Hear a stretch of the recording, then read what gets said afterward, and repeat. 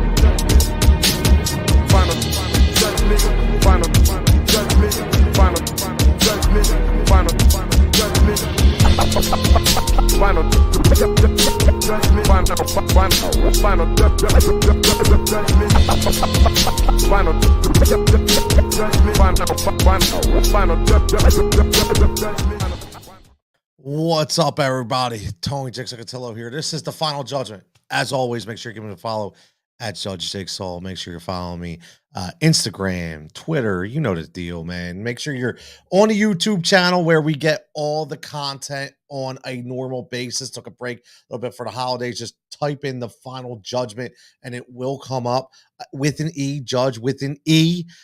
Make sure you get in there. Make sure you're liking the page. Make sure you're subscribing to the page. Make sure you're getting in the comments. I wasn't going to do this. I normally don't go live during the day. I really don't. Because if you don't know, I run a PR company Monday to Friday, Rise and React Media. And again, I usually have a lot of work throughout the day. But I took a break for a minute because I had to get on here, man. I had to get on here. And again, you know where I'm going with this. It's the only way I know how to go. My man Trevor checking in. Yo, Trev, what's up, buddy? Long time. Hope you had a fantastic holiday and continue to strive towards bigger and better things in 2023. And I want everybody to strive for bigger and better things in 2023. But mostly I want Joel Embiid to strive for bigger and better things in 2023 because, again, I caught a lot of heat, which I love. You guys know that. Hence the word jigsaw. You see the jigsaw basketball in the back. You see the little jigsaw puppet master thing I got in the back from my daughter's boyfriend, which I love. Again, I don't mind the heat, but I need a little substance with the heat, okay? So I had this guy on Twitter last night. He wanted to consistently bash me because, listen, again, last night, full transparency, I was still riding the World Series hangover from the Philadelphia Phillies, still riding the 12 to 13 games with the Philadelphia Eagles. I haven't even watched a Sixers game. Not ashamed to say it. Until last night, I watched a full Sixers game. And guess what? All I heard up to the game was, they won 8 in a row. This team is on another level. It's changed. They look so good. Harden looks like Houston Harden. Joel Embiid's having the best season of his life. I heard it all. And guess what? I turned it on, and I saw the same damn thing that I saw the last 4 years. And this is what I don't understand. Why is it not okay to criticize Joel Embiid? Why? I don't understand it. Listen, he is a great player, but when you're a great player, you're not above criticism. And these people that consistently coddle this guy need to stop. The turnovers in the last few minutes of game just absolutely have to stop. They have to stop. Listen, dude, you're not a point guard. You can't dribble through 4 guys. Why are you trying to do it all yourself? I get it. Do you not think the supporting cast around you is good enough? When is it ever going to be good enough, man? Like, seriously, I watched that game, and the reason why I said it, because I watched 2 specific plays. I watched him dribble down the court, again, which I cannot stand. Okay, not because I'm an old school guy. It's because I can't stand it. Give it to Harden and get down in the block. Okay, if you want to go out to the perimeter, that's fine. But at least start the play going. Get that dribble drive going from your point guard, whether that be Tyrese Maxey or whether that be James Harden. And I watched a couple times, specifically in the final few minutes of the game, where, again, James Harden wide open for a three. What does Joel Embiid do? He tries to drive through four people, turns the ball over. And what does James Harden do? Has a look of disgust. Then I watched the same thing unfold again, where Tobias Harris is sitting wide open in the three-point line by the bench, wide open. And I watched Joel Embiid do the same thing, dribble off somebody else's foot. And I watched Tobias actually, as he was clapping for the ball, with that look of disgust again. And what do? We turn the ball over. It's okay to point this out. Yes, he had 48 points. Yes, he's been dominant on so many different levels. But again, we still lost the game. We still lost the game because Joel is still doing too much with the ball. You can yell at me all you want. You can call me a loser like the dude on Twitter and tell me I'm the same guy who wanted Barkley traded. Well, guess what, bro? At the end of the day, Barkley wanted out of here.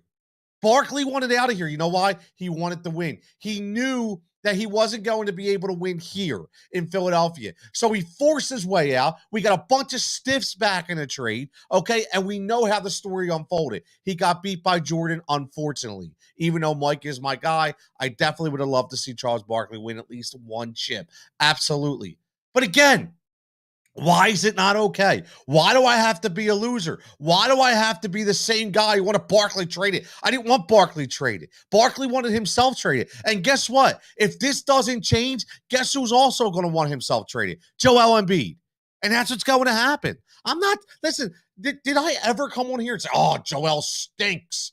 No, Joel Embiid, the trade Joel. No, I'm not doing that. I know people do that. I get it. That's not my thing. But my thing is to point out what I see with my eyes. And that's what I saw last night. First time watching a Sixers game all year. First time all year. I get they were terrible from three. I understand that. They weren't knocking down their shots. I get it. Trust me, I lost 2+ money props on James Harden and DeAnthony Melton, both over 2.5 threes, and both had two. I couldn't get one. 2 of 8 for James Harden. I get it. I get it. But they also watched Joel Embiid get up to the point, shoot an air ball because his legs were completely tired and he couldn't get the power to get the ball into the hoop. So again, this has to stop. It has to stop. And the reason why I say, he's far from perfect, because he's always going to consistently do the same thing. Okay? Yes, he has tremendous skill set for a big man. Absolutely. Okay, but he's also very uncoordinated when he gets the ball down and tries to do too much. Okay, it is what it is. Okay, let's call it out. I mean, you watched the game, you saw it. Why is it such a problem? That's what I don't understand. Why is it such a problem to criticize Joel Embiid? I want a championship just as much as anybody else. Okay, I want Doc Rivers going just as much as everybody else. I want our young players to step up just as much as anybody else. But what I want Joel Embiid to do, just like anybody else, at least for the most part that I realize, is again, I want Joel Embiid to stop trying to do too much. Listen, I am still upset that my man Jimmy Butler is not here. And that year with Jimmy Butler, he was the closer. He closed out games, right? Joel Embiid was happy to have Jimmy Butler close out games. But let me say this real fast.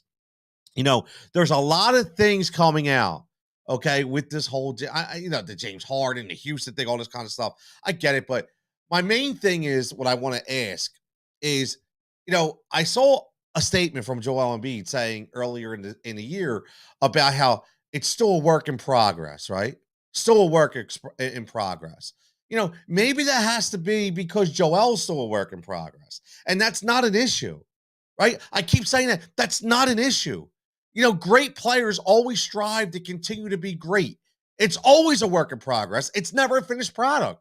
Think about it. The great players always know how to pivot when their skill sets deteriorate, right? And I'm not saying Joel Embiid's skill set is deteriorating. What I'm saying is the great players understand how to pivot, right? Michael Jordan always knew that he couldn't dunk forever. So what did he develop? That ridiculous, unstoppable fadeaway, right? That nobody could stop. That's what he did in his elder age. What did guys like Greg Maddox do when they couldn't throw 94 of 95 miles an hour anymore? They had to paint the corners, right? They had to paint the corners. So what Maddox did was he turned himself into a different pitcher. He learned how to pitch to black. He learned how to get more movement on his pitches. Okay. He was a great pitcher that understood his limitations, that he had to continue to strive to be great in a different direction. Joel Embiid continues to have to strive to be great. Joel is not a finished product. He has to continue to work on his game. And the one part he has to do is he has to stop turning the ball over, and he has to be more safe with the ball in high pressure situations. I don't understand why anybody would disagree with that. I don't. And if you do disagree with that, you're watching the wrong game. I don't know what you're watching. And if you do disagree with that and you do watch the game, you're coddling the athlete again in Philadelphia that doesn't need to be coddled. It's as simple as that. My man Javon checking in says, nothing is wrong with criticism. Exactly. Javon, you get it. Right? I'm not saying, listen, the funny thing is, look at the title of this. Joel Embiid is great. Yes. I agree. He is great, but he still deserves criticism, man. Exactly. My man Jimmy checking in says, MJ wasn't perfect. Joel, exactly. I'm just asking that Joel need to figure this out. He needs to figure this out. And that's all I'm saying, because it's going to be the downfall of this team. And it's a shame for me personally that I can't believe that I turned on a game last night and not watching a one Sixers game yet this season. Not one. Not afraid to say it. Not one. Okay. But then I watched the same thing that I've been noticing for the last 2 to 3 years, which means he's not working on that element of his game that really needs to be worked on. It's as simple as that. So again, man, I don't want to go this all day. I just want to hop on because I was extremely frustrated at some of the comments. And this is, listen, this is a little TED talk here for a second. Okay. I love social media like the next guy. I love it. I think it's an integral part of what we do. Okay. It's an integral part of what I do from a PR side and from a sports media side. Very, very integral into the success of any product. But let's understand that we can have conversations without degrading anybody that you don't even know. Like, again, I could care less, man. I got the name Jigsaw for a reason, because nothing bothers me. I really don't care. Okay. But some people may. And to go on, you hypothetically call somebody a loser when you don't even know who they are or what they do. It just cracks me up. It doesn't bother me. Listen, I'll take it all in. It doesn't bother me at all. But it may bother somebody else that may not be as mentally strong. And that's the issue. So it's a TED Talk, man. When you want to get in debates on Twitter, if you want to have fun on social media, let's have fun. Let's have discussions. Let's have heated debates. It's cool. Okay. But at the end of the day, these are real people that you're talking to behind a keyboard, behind an iPhone, behind a computer screen. They are real people. So, listen, just like you have the right to be on, we have a right to be on as well. So there is a way to convey your argument and be heard and debate at the same time. It's as simple as that. My man Eric checking in. What's up, Eric? Jimmy says that's a DOC problem. Exactly, which means DOC is Doc. Doc isn't properly coaching him. And I completely agree with that. I completely agree with that 100%, because that is another issue that Doc Rivers coddling his veterans, okay, coddling the guys and not getting on him for not adjusting at the proper time. And there's no way that Doc Rivers watched that tape and says that that's okay. There's no way. That has to change. It has to change, okay, because it's going to continually be the issue. It's going to happen in the playoffs. It's going to happen in high pressure situations. It's going to happen in big games when we don't want it to happen. Unfortunately, it really is. Again, that's my TED Talk for today. This is the Final Judgment. I am Tony Jigsaw Cutillo. Make sure you're following at Judge Jigsaw. Again, make sure you're following Powered by Heat Ratio Sports and Win Daily Sports. Win Daily Sports, your home for all your sports betting and DFS fantasy needs.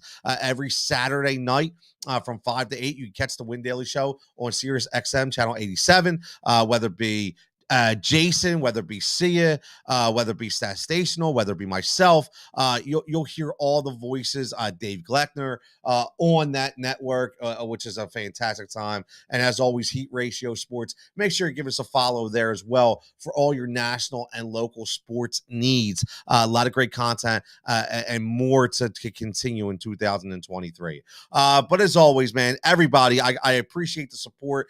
Get me at the comments, whether it be on social media, whether it be on YouTube. We go back and forth, which is great. I appreciate all the support. Make sure you're following the podcast as well on Apple, on Google, on Spotify. All these episodes are podcasted. More interviews coming up as well. Had a fantastic interview with Frank Close from the Powder Blue Pod. Charles Goldman from USA Today covering the Chiefs. Some fantastic content. Got to get my man Chris Franklin back on to talk some Eagles. But again, as always, everybody stay safe, stay healthy. And again, check out for new episodes, and we'll catch you back here next time.